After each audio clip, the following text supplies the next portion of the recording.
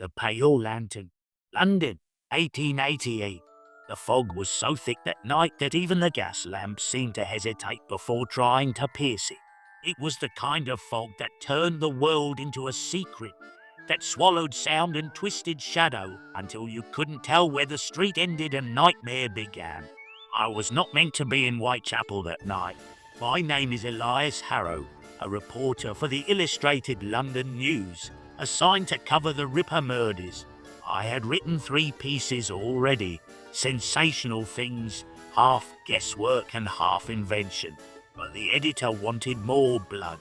Go down there, Harrow, he'd said. See the fear in their eyes. Bring me the smell of the streets. So I went. I, the Lantern Girl. It was near midnight when I reached Dorset Street, one of those narrow, coughing alleys where the walls leaned so close they seemed to whisper to each other. The air was thick with the smell of gin, sewage, and something metallic beneath it all, the smell of old coins and fresh blood. I found her by chance, a young woman with a pale green lantern swinging from her hand. Her clothes were threadbare, her face ghost pale beneath the lamplight. "You're lost," she said. Her voice was calm, distant, like she was reading from a script written long ago. "Perhaps," I replied, trying to sound unafraid. "I'm looking for news." "Then you're found." She smiled faintly. "There's plenty of news in Whitechapel, if you're willing to listen to the dead." I thought she was mad. Many in these parts were. But she told me she'd seen him. The Ripper. Said he wasn't like any man she'd ever seen. "He doesn't walk," she whispered. "He glides. His coat doesn't move with the wind. And when he passes by, the air grows still, like the city is holding its breath." "What's your name?" I asked her. She tilted her head. "Abigail." "Abigail what?" "Does it matter?" she said. And with that, she vanished into the fog, leaving only the green glow of her lantern behind, and the faint smell of something cold and old, like iron left too long in the rain. To the lurking shadow. That night, I rented a room above a butcher's shop, its walls stained with years of smoke and sorrow. Sleep came fitfully. The city outside seemed to twitch with life, footsteps that stopped just beneath my window, whispers that crawled under the door. When I finally drifted off, I dreamed of a shape standing over me, long and thin, wearing a coat that swallowed the light.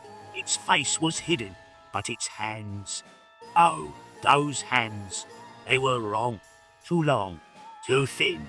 They ended not in nails, but in something sharper, like the points of surgical tools. When I woke, there were scratches on the inside of my window pane, 5 long lines that hadn't been there before. I told myself it was the wind. The next day, I went to the police station on Commercial Street. Inspector Aberline had no time for me. "We've had 50 rippers today," he muttered, "and none of them more than shadows." But one constable, a young man named Merrin, pulled me aside. "You want a story?" he said. "You'll find one behind Miller's Court. Locals say he's been seen there, not just him, but something with him." "Something?" Merrin hesitated. "There's talk the Ripper's not a man at all. Some kind of devil. The way the bodies are found, it's not right. It's like the flesh was afraid of him before he cut it." He leaned closer. "They say he takes something from them, not just life, but light, as if the very soul's gone missing. 3 the night of the 4th cry. By the time the church bells struck 11, I was back in the alleys. The fog was worse than before, thick as wool, the kind that seems to press against your skin. I followed the sound of weeping, a woman's voice, low and shaking, until I reached a narrow passage between 2 boarding houses. There she was again, Abigail, holding her green lantern, glowing faintly in the dark. "You shouldn't be here," she said. "He's close tonight." "Who is he?" I demanded. "What is he?" She looked at me for a long time. "Do you really want to see?" The air shifted. The fog began to move, not drifting, but coiling. as if something were breathing beneath it. The temperature dropped so fast that frost formed on the bricks. Then I heard it. A slow, steady scraping sound, like metal against stone. Out of the fog came the shape of a man, tall, thin, his coat too long, his hat brim hiding his eyes. But there was something off about the way he moved. His steps made no sound. The mist seemed to part for him, bending away as if it feared to touch him. "Stay back," I whispered to Abigail, but she stepped forward. "You don't remember me, do you?" she said to the figure. I was the first. The man stopped, his head tilted slightly, and then, in a voice that sounded like two voices at once, one human, one hollow, he said, "I remember every soul." Abigail's lantern flared green, bright enough to blind me. When my vision cleared, she was gone. Only the lantern remained, swinging gently, casting strange shadows on the walls. The Ripper turned toward me. I saw his face then, or what was left of it. It was like looking into a mirror fogged from the inside. A face made of shifting smoke and dark light. Eyes that weren't eyes, but holes in the world. And then he smiled, or the whisper beneath London. I ran. God help me. I ran like a child, through the alleys, over the cobbles, until the city itself seemed to twist and blur around me. I ducked into a chapel, hoping for sanctuary. The priest looked up from his prayers, an old man with eyes like candle smoke. "Another lost soul," he murmured. "He's hunting again, isn't he?" I nodded, breathless. The priest sighed. "He was one of ours once. A surgeon. Thought he could cut away sin from the flesh itself, but he went too deep." "What do you mean?" "He found something beneath the city," the priest whispered.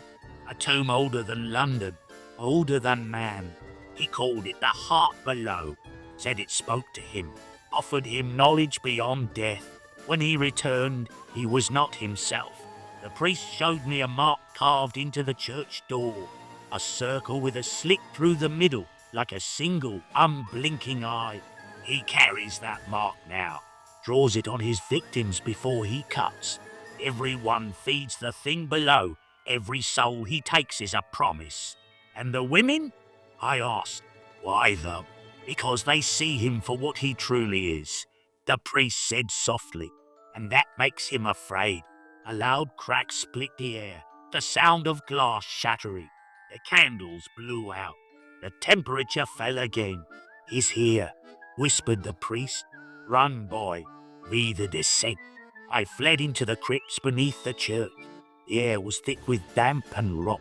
My lantern sputtered, then steadied. The tunnels twisted in impossible ways, stairs that led nowhere, doors that opened into brick walls. But behind me, I heard the Ripper's steps. Not footsteps, exactly. More like the soft sigh of air being displaced, followed by the terrible scraping sound. At last, I came to a vast chamber. In its center was a pit, circular and deep, lined with bones. The walls glistened with something like tar, and carved into the stone, over and over, was that same symbol, the slit-eye mark. A whisper filled the room, not from the pit, from inside my head. "He serves me. You will too." I fell to my knees. Images flooded my mind, a city built on top of something ancient, pulsing, alive. A heart beating beneath London's stones, and a man, the surgeon, the Ripper, kneeling before it, his hands slick with blood, offering up souls like coins into a wishing well. The whisper grew louder, drowning thought. "Heed me, join me." A hand gripped my shoulder. I turned, and there she was, Abigail. She was different now, her eyes hollow, her skin pale as chalk. "You shouldn't have come," she said. "He doesn't want me anymore. He wants you." She pushed something into my hand, her green lantern. "Run," she said. Then she turned toward the pit and began to sing, a strange, wordless melody that made the very stones tremble. The whisper screamed. The air rippled like water. and from the pit rose him, the Ripper, half shadow, half man, his face flickering between life and death. Abigail's song grew louder, and the green light from her lantern flared until it became pure white. The Ripper staggered, his form unravelling like smoke in a storm. The light swallowed everything. 6 the morning after, I woke in the street outside the chapel. The fog was gone. The dawn light was grey and thin. The church was gone too. Only rubble remained, and at its centre, a single green lantern, cracked but still faintly glowing. The police found me soon after. I told them everything. They called me mad, of course. No one believed a word of it. Inspector Aberline said there had been a gas explosion. Convenient, that. But the killing stopped for a time. 7 the heart still beats. It's been years since that night. I left London, took to the country, tried to forget.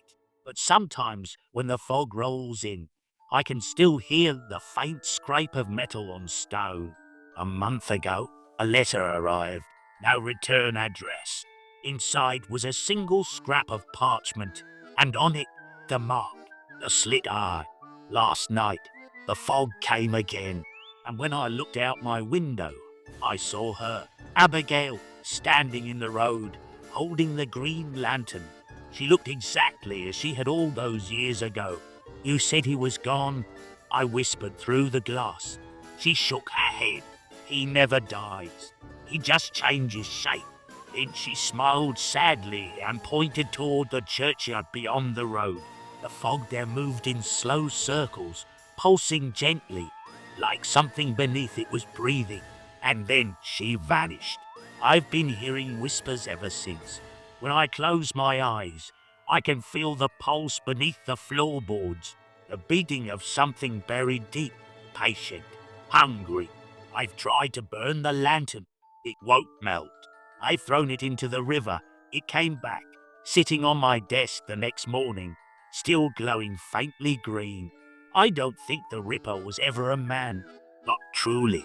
He was a vessel, a blade, a voice for the thing that sleeps beneath the city. And I think, somehow, that voice is calling again. Tonight, I'm going back to Whitechapel. The fog is already rising. The city is quiet, as if waiting. I can feel it. The pulse, the whisper, the hunger. If anyone finds this journal, know this. Jack the Ripper was never caught because you cannot catch a shadow. You can only wait for it to find a new host. And when it does, you'll know. The air will still. The fog will move against the wind.